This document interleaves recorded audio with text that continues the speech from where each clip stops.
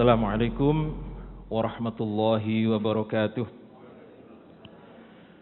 Bismillah, alhamdulillah, wassalatu wassalamu ala rasulillah, la hawla wa la quwwata illa billah, amma ba'd. Puji syukur kehadirat Allah subhanahu wa ta'ala atas semua limpahan karunia nikmatnya. Salawat serta salam mari kita selalu aturkan kepada Nabi kita Muhammad sallallahu alaihi wasallam. Semoga kita mendapatkan syafaat beliau hingga yaumul akhir nanti. Amin ya rabbal alamin. Para jamaah sekalian, kemarin kita membahas perang Tabuk, perang yang tidak terjadi pertempuran, namun efeknya sangat dahsyat, Pak. Efeknya luar biasa. Sebab yang dilawan adalah negara adikuasa, adidaya pada waktu itu, yaitu Romawi. Maka kemudian dunia terbelalak. Mereka kagum, mereka takjub dengan Madinah, dengan Islam, dengan Muhammad Rasulullah, sebab ternyata Romawi yang mempunyai pasukan jumlahnya ratusan ribu, Pak. Ratusan ribu tidak berani menghadapi Madinah yang negara baru berdiri, yang tentaranya hanya puluhan ribu. Berapa kemarin yang berangkat ke Tabuk, Pak? Gitu? 30 ribu. 30 ribu. Sementara Romawi nanti ketika perang Yarmuk itu mengerahkan pasukan sebesar 400 ribu nanti di perang Yarmuk. Setelah Nabi wafat, di zamannya Sayyidina Abu Bakar, itu nanti ada perang melawan Romawi lagi. Romawi mengeluarkan pasukan sejumlah 400 ribu. Kenapa mereka berani menghadapi waktu itu? Sebab Nabi sudah wafat. Kalau perang Tabuk kemarin, Nabi masih ada. Dan mereka meyakini bahwa berapapun jumlah yang dikerahkan, kalau melawan Nabi pasti akan kalah. Sehingga mereka tidak berani. Nah, para jamaah sekalian, kemudian pandangan dunia ini tertuju kepada Madinah. Suku-suku yang berada di luar Mekah dan Madinah, yang berdekatan dengan Romawi, ini awalnya mereka ikut atau bergabung dengan Romawi dengan alasan keamanan. Kalau ikut Romawi pasti aman, sebab Romawi bisa melindungi mereka. Tetapi dengan kejadian itu, maka mereka mulai berpikir, kalau yang melindungi saya saja, kalau yang melindungi suku-suku di Arab itu, yang ikut Romawi, mereka tidak berani menghadapi Madinah, terus siapa nanti yang akan melindungi kami? Mereka mulai berpikir begitu. Maka setelah perang Tabuk ini, suku-suku yang berada di semenanjung Arabia, yang berada di Jazirah Arab itu, kemudian berbondong-bondong menuju ke Madinah untuk bergabung sekaligus masuk Islam. Mereka bersyahadat kepada Nabi. Inilah yang nanti yang digambarkan di surat Idza jaa nasrullahi wal fathu wa ra'aitan nasa yadkhuluna fi dinillahi afwaja. Ketika datang pertolongan Allah, maka kalian akan melihat orang-orang berbondong-bondong untuk masuk Islam. Kalau sudah begitu, apa yang harus kalian lakukan? Fasabbih bihamdi. Maka bertasbihlah kepada Allah bihamdi, dengan segala pujinya Allah, wastaghfir, dan mintalah ampun kepada Allah. Nah, para jamaah sekalian, di antara suku-suku yang datang ke Madinah adalah suku yang dulu pernah diperangi Nabi, yaitu suku Hawazin dan suku Sakif. Masih ingat perang Hunain, Pak? Masih ingat? Perang melawan suku Sakif dan Hawazin. Yang dua suku ini berada di wilayah Taif. Pun lupa nggih. Perang napa? Hunain nggih. Nah, di perang Hunain itu saya ulang sedikit. Suku Sakif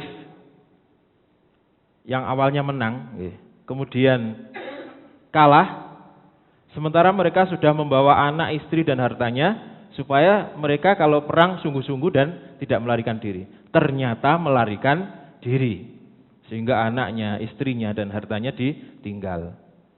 Melarikan diri ke Taif, kemudian dikejar oleh pasukan muslimin, dan ternyata Taif tidak bisa ditaklukkan pada waktu itu. Sehingga pasukan muslimin kembali ke tempat di mana mereka meninggalkan anak, istri, dan hartanya. Setelah harta ini dibagi-bagi, ternyata utusan mereka datang untuk meminta dan berdamai kepada kaum muslimin. Nah, atas kemurahan hati daripada orang-orang muhajirin, sebab kaum Ansor pada waktu itu, kaum Ansor tidak mendapatkan bagian, yang mendapatkan bagian adalah kaum muhajirin. Harta mereka yang sudah dibagi ini kemudian dikembalikan lagi, istrinya juga, anaknya juga. Nah, atas kebaikan inilah pemimpin mereka, atau salah satu pemimpin mereka, yaitu Urwah bin Mas'ud, itu kemudian luluh hatinya. Kemudian Urwah ini menyusul Nabi ke Madinah, dan belum sampai ke Madinah sudah ketemu. Dan Urwah ini menyatakan keislamannya atas kebaikan Nabi dan para sahabat mengembalikan harta dan istri-istri mereka. Nah, setelah Islam, kemudian Urwah bin Mas'ud ini meminta izin kepada Nabi untuk kembali kepada kaumnya, yaitu di Sakif atau di wilayah Taif. Nabi sudah mencegah dengan mengatakan, wahai Urwah, sesungguhnya kaummu atau mereka akan membunuhmu. Itu larangan Nabi. Tetapi Urwah bin Mas'ud ini tetap kembali kepada kaumnya. Dan benar apa yang dikatakan Nabi, Urwah ini akhirnya dibunuh oleh kaumnya, sebab mengajak-ajak untuk masuk Islam. Luar biasa. Maka dulu sebagian besar pemuka itu tidak mau masuk Islam itu kadang-kadang karena ini. Salah satunya adalah Heraklius, itu takut kalau nanti justru rakyatnya memusuhi dan akhirnya dibunuh. Nah, para jamaah sekalian, kematian Urwah bin Mas'ud ini membuat orang-orang Sakif ini ketakutan. Sebab bisa jadi ketika orang-orang Arab yang berada di sekitar Mekah dan Madinah kemudian berbaiat dan masuk Islam, kemudian memerangi mereka, inilah yang ditakutkan oleh suku Sakif. Ditambah lagi berita tentang perang Tabuk. Romawi tidak berani menghadapi kaum muslimin, tidak berani menghadapi Madinah. Maka tidak ada pilihan lain bagi orang-orang Sakif kecuali masuk Islam. Akhirnya kemudian mereka mendatangi Madinah, perwakilan. Ada sekitar 12 orang diutus untuk ke Madinah dan mereka bersyahadat di situ, tinggal di situ beberapa hari untuk mempelajari Islam dan kemudian mereka kembali. Nah, para jamaah sekalian, kemudian Nabi membuat surat perjanjian untuk mereka. Apa isi perjanjiannya? Yaitu beliau mengangkat di antara utusan itu ada seorang pemuda yang cerdas, paling bersemangat ketika beberapa hari di Madinah itu belajar tentang Islam, tentang Al-Quran, yang namanya adalah Utsman bin Abul As. Laki-laki Utsman ini, luar biasa nama Utsman ini. Utsman bin Abul As. Nah, setelah itu, setelah orang-orang Taif pulang, Nabi kemudian menyiapkan pasukan untuk membackup mereka. Jadi yang masuk Islam kan baru beberapa. Yang banyak yang di Taif kan belum. Maka Nabi menyiapkan pasukan yang dipimpin oleh Khalid bin Walid, yang di dalamnya ada Abu Sufyan, dan ada seorang sahabat lagi namanya Mughirah bin Syu'bah. Ini mendatangi Taif dengan membawa surat dari Nabi yang isinya adalah Bismillahirrahmanirrahim, dari Muhammad, Nabi dan utusan Allah, kepada kaum mukminin. Sesungguhnya pohon iddah di lembah Wajj tidak boleh ditebang dan hewannya tidak boleh diburu. Barang siapa yang kedapatan melakukan salah satu dari hal tersebut, maka dia akan dicambuk dan pakaiannya akan dilucuti. Jika dia bertindak melampaui batas, ia diambil kemudian dibawa kepada Nabi Muhammad sallallahu alaihi wasallam. Nah, sesampainya di Taif, Mughirah bin Syu'bah ini kemudian minta izin kepada Khalid dengan beberapa pasukan, sekitar 11-an atau belasan orang ya, untuk menghancurkan tempat peribadatan mereka atau tempat penyembahan mereka. Yang di situ ada patung yang namanya Rabbah. Patung apa? Rabbah. Mirip Rabbun. Sementara penduduk Taif ini yang sebagian masih musyrik ini meyakini bahwa patung itu tidak akan bisa dirobohkan, sebab ada yang melindungi, tidak bisa dihancurkan, dijaga oleh Tuhan. Nah, kemudian Mughirah bin Syu'bah ini adalah salah satu di antara para sahabat yang senengane guyon, bercanda. Nah, Syu'bah ini mengatakan kepada teman-temannya, demi Allah, aku akan membuat kalian mentertawakan kaum Sakif, kata Syu'bah. Kemudian Mughirah bin Syu'bah ini menghantamkan kapaknya kepada berhala yang bernama Rabbah. Kemudian dia pura-pura jatuh dan mati. Ini ngeprank nih, guyon nih. Maka kemudian orang-orang Sakif yang masih berada di sekitar situ, yang melihat dari kejauhan, ini bersorak sambil melaknat Syu'bah. Allah melaknat Mughirah, sambil berteriak-teriak senang. Dia dibunuh oleh Rabbah, Tuhan kami. Mereka gembira luar biasa melihat Syu'bah ini jatuh, padahal pura-pura. Kemudian mereka mengatakan kepada pasukan yang lain, siapa di antara kalian yang ingin menghancurkan berhala kami? Silahkan saja. Demi Allah, kalian tidak akan mampu melakukannya. Lagi-lagi ada kata-kata demi Allah. Loh, ono Allah, ono berhala. Ini gimana maksudnya? Sudah pernah saya sampaikan begini. Jadi masyarakat Arab itu sudah tahu, sudah paham tentang siapa Allah, yaitu Tuhan. Tetapi mereka tidak memiliki cukup ilmu untuk sampai kepada Allah. Perlu Tuhan perantara.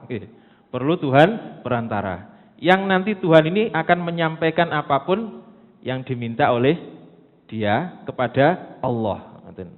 Sehingga orang-orang Mekah itu atau orang-orang Arab pada umumnya itu sering disebut dengan kaum musyrik daripada disebut kaum kafir.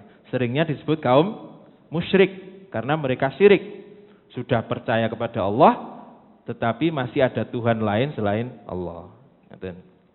Nah, para jemaah sekalian, mendengar ucapan mereka, kaum Sakif ini, kemudian Mughirah ini bangkit dan mengatakan, celakalah kalian, wahai kaum Sakif.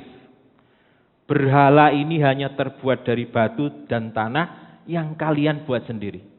Maka terimalah ampunan dari Allah dan sembahlah Dia. Ini kata-kata Mughirah bin Syu'bah. Sementara pasukan yang lain hanya senyum-senyum saja melihat kejadian ini. Dan akhirnya dibantu oleh seluruh pasukan yang jumlahnya belasan itu, kemudian mereka menghancurkan dan merobohkan berhala yang bernama Robbah tadi. Dan atas saran Nabi, tempat itu kemudian dibangun masjid. Ini tentang suku Sakif yang berada di Taif. Masih ingat lagi Taif ini adalah dulu ketika Nabi sebelum hijrah pernah orang-orang ini melempari batu, Pak, sampai berdarah-darah, yang dihalangi oleh Zaid bin Harithah, dan darah itu ditahan oleh Nabi jangan sampai jatuh ke tanah. Sebab kalau darah itu sampai jatuh ke tanah, maka Allah pasti akan murka, pasti akan marah dan menghancurkan orang-orang Taif. Itu darahnya ditahan, Pak, jangan sampai jatuh ke tanah oleh Nabi. Luar biasa. Maka di terakhir surat At-Taubah itu apa bunyinya, Pak? Laqad ja'akum rasulun min anfusikum azizun 'alaihi ma 'anittum harisun 'alaikum bil mu'minina raufur rahim. Kata-kata raufur rahim ini biasanya disifatkan kepada Allah, tetapi ini oleh Allah disifatkan kepada nabinya. Karena saking luar biasanya rahmatnya itu, saking biasanya belas kasihannya itu kepada umatnya. Darah ini ditahan, Bang. Jadi Nabi pernah berdarah-darah sampai sedemikian luar biasa itu 2 kali. Yang pertama di Taif, dilempari batu itu. Yang kedua ketika perang Uhud. Ininya berdarah, giginya ada yang rompal. Kemudian helm itu kan ada rantainya, rantainya itu masuk ke pelipisnya 2, masuk ke tulang ini, dicabut oleh yang namanya sahabat Ubaidah bin Zarrah itu, sampai giginya ini tanggal 2, Pak. Karena mau gigit sama dulu belum ada tang, Pak, mungkin kalau datang pakai tang, mau gigit pakai geram takut Nabi kesakitan, sehingga digigit dengan gigi serinya itu. Saking nancepnya itu keras, saking kerasnya, begitu digigit tanggal 2 giginya, gigit lagi tanggal. Jadi Abu Ubaidah bin Zarrah, salah satu sahabat yang dijamin masuk surga itu, giginya ompong 3 atau 2 itu, depannya itu. Itu adalah Raufur Rahim. Nabi itu sangat belas kasihan kepada umatnya. Bahkan dilempari batu itu ditawari oleh malaikat yang sering kita dengar ini untuk menghancurkan mereka. Tetapi Nabi mengatakan, saya masih berharap di antara keturunan mereka nanti ada orang-orang yang beriman. Dan di saat setelah perang Tabuk inilah kata-kata Nabi ini terwujud. Nah, para jemaah sekalian, di tahun ini pula, tahun keberapa ini, Bu? Ke-9 Hijriah. Jadi setahun lagi Nabi sudah wafat. Ke-9 Hijriah inilah ada seorang tokoh utama dari orang-orang munafik. Masih ingat, sinten? Abdullah bin Ubay bin Salul, tokoh utama orang munafik. Ini sakit keras, kemudian meninggal. Jadi Abdullah bin Ubay inilah yang pernah mengatakan kepada orang-orang Ansor itu, kalian telah menolong anjing kecepit, yang ketika anjing itu nanti bebas, maka dia akan menggigit kalian. Ditujukan untuk siapa ini kata-kata ini? Nabi dan para sahabatnya yang hijrah ke Madinah itu. Luar biasa Abdullah bin Ubay ini. Kemudian dia juga pernah memfitnah Sayyidatina Aisyah, telah berbuat serong dengan seseorang yang bernama Sofwan bin Mu'attal. Berbuat serong ketika terjadi perang Bani Mustalik gitu. Sayyidatina Aisyah ketinggalan karena mencari kalung yang jatuh ketika buang hajat. Ternyata sekedup atau tenda yang biasa ditaruh di unta itu diangkat oleh para sahabat, dan sahabat tidak menyadari bahwa di dalamnya belum ada orang, ketinggalan. Kemudian ditunggu di situ.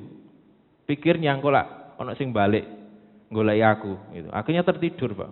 Sayyidatina Aisyah ini tertidur. Ada Sofwan bin Mu'attal yang memang tugasnya menyisir barangkali ada barang-barang yang ketinggalan. Langsung astagfirullah, Begitu tahu yang ketiduran itu adalah istri Nabi, langsung astagfirullah. Nah, akhirnya pulang berdua dong ya. Nah, akhirnya disembuskan kisah cerita-cerita tentang apa bahwa Sayyidatina Aisyah dengan Sofwan bin Mu'attal ada main. Itu yang disampaikan atau yang dimufkan oleh Abdullah bin Ubay bin Salul. Termasuk mengadu domba antara suku Aus dan Khazraj, yang memang sebelum Islam mereka saling bermusuhan. Luar biasa. Oke. Maka kemudian dengan peristiwa ini anaknya sendiri, yang namanya juga Abdullah, ini mendatangi Nabi dan mengatakan, wahai Rasulullah, jika engkau menginginkan, maka suruhlah aku untuk membunuh ayahku sendiri. Sampai ngoten mangke. Sebab kalau orang lain yang membunuh, nanti kalau saya lihat dalam hati bisa dendam. Tetapi kalau saya sendiri yang bunuh, maka beres urusannya. Tetapi Nabi tidak mengizinkan. Sebab Abdullah bin Ubay bin Salul ini secara zahir dia bersyahadat.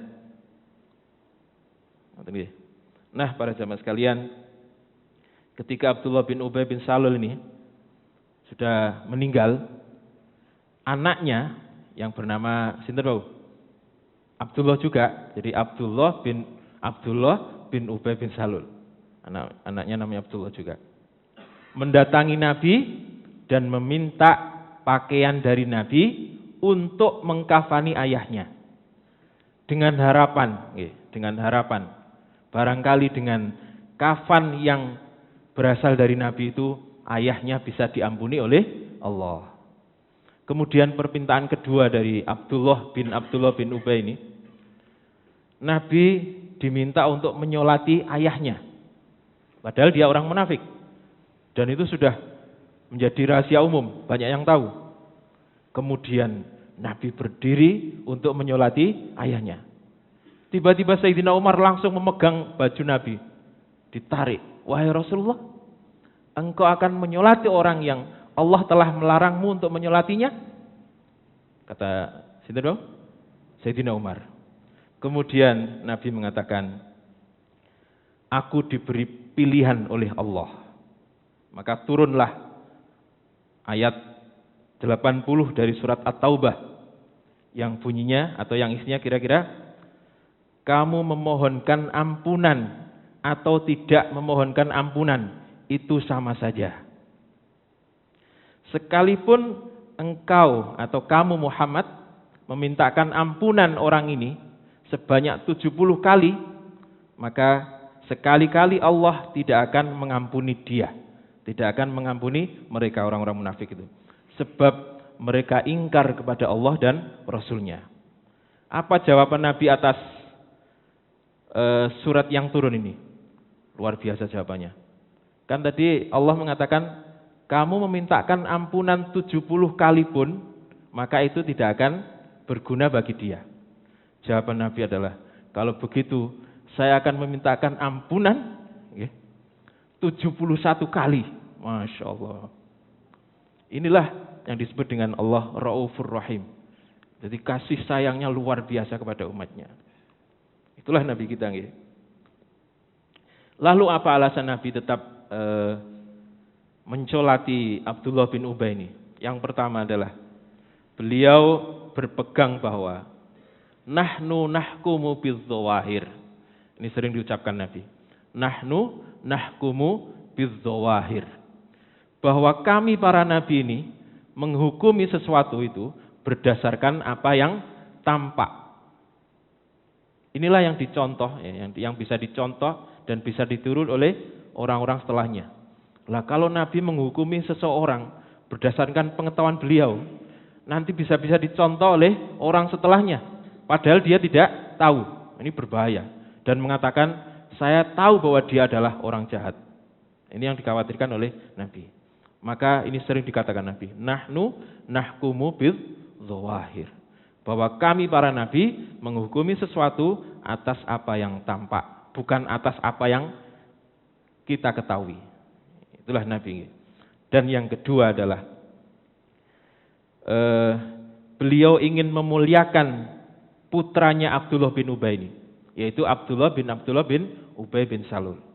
Sebab Abdullah bin Ubay ini keislamannya sangat bagus. Bahkan tadi mengusulkan kepada Nabi, kalau ada rencana membunuh ayah saya, biar saya aja yang membunuh ya Rasulullah. Tapi Nabi tidak mengizinkan. Nah, setelah Nabi mensolati Abdullah bin Ubay, turun ayat lagi, Pak, untuk membenarkan pendapat daripada Sayyidina Umar. Lalu apa atau bagaimana isinya ayat tersebut dan surat apa itu? Akan kita bahas pada pertemuan yang akan datang. Kira-kira demikian, mudah-mudahan manfaat. Assalamualaikum warahmatullahi wabarakatuh.